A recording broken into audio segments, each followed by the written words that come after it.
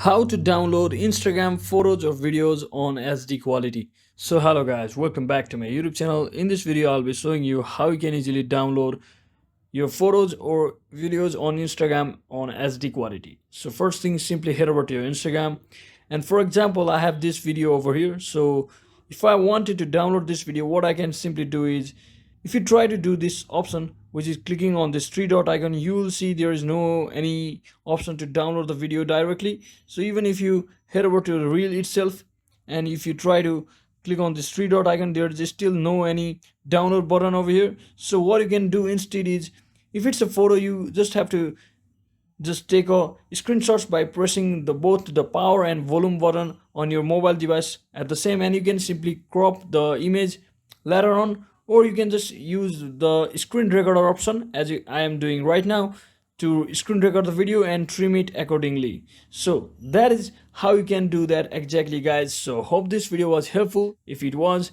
don't forget to like and subscribe to the channel. See you on the next one.